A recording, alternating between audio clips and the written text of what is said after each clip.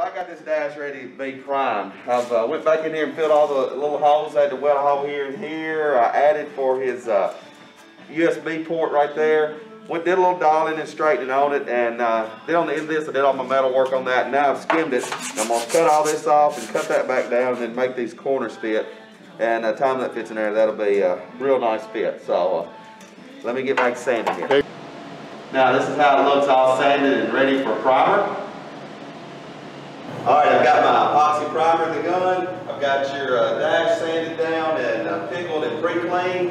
And then I got the 1.6 primer gun. And we're going to put this on here. So watch how nice this shoots this primer gun. Slick as glass. Alright, let's spray the rest of it.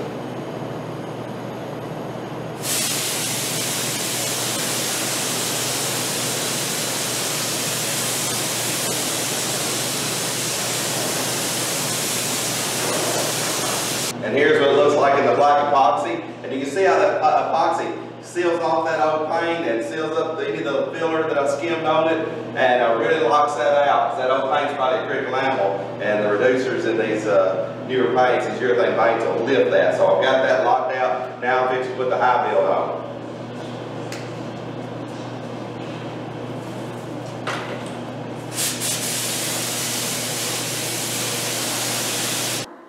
And now here it is in our gray high build. Now I'll cut this all down and finish sanding with 320, and then I'll be ready to seal and paint it green. Now after letting this high build set all night, I've sprayed my guide coat on here. I hope it shows up in the camera, just a little mist all over. Then I've got 320, I'm going to use 320 on this. If it isn't cutting good enough, I may go to 180, and then I'll come back and take out those 180 scratches with this 320, and then my sealer will get rid of that, and then my base and clear coat are going to look real nice. But I want to show you how this works. As you sand this, and you got to use a block, keep your block nice and tight, you'll start seeing any remnants of any low or high spots. And I hope that shows up in the camera. Like right here, there's coming up, there's a little spot right there. You kind of see, goes all the way, kind of outlines that. That's probably just the thickness of the paint in relationship to the metal. And that's how exact this is.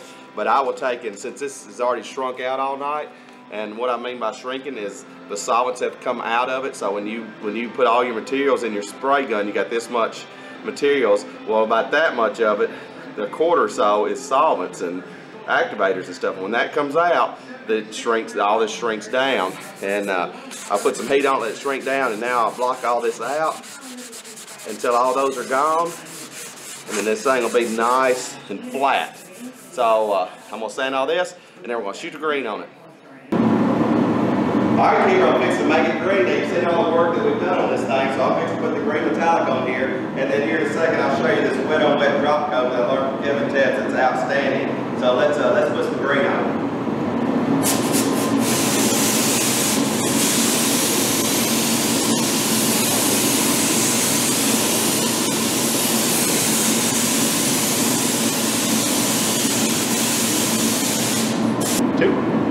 Alright, I'm on my final round of base coat, and to keep this high metallic green from modeling, I want to show you a neat little trick that my friend Kevin Tets showed me here.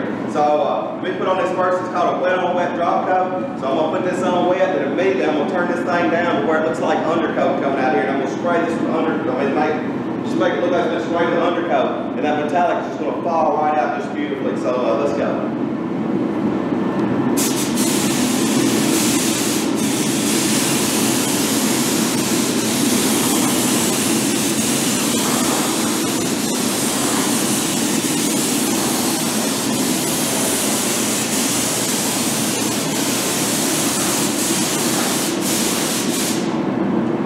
Alright, that's my wet coat on there. I'm going to take and turn my air pressure down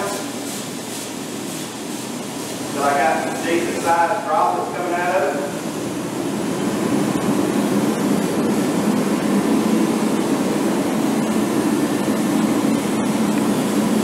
It's going to look kind of like undercoat, and while that's still wet, I'm just going to drop it on there.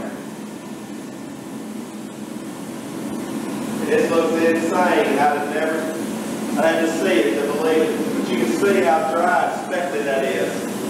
And when this flames out, it's going to be so slick. As far as metallic pattern is, you won't believe it. But you have to use slower mixer.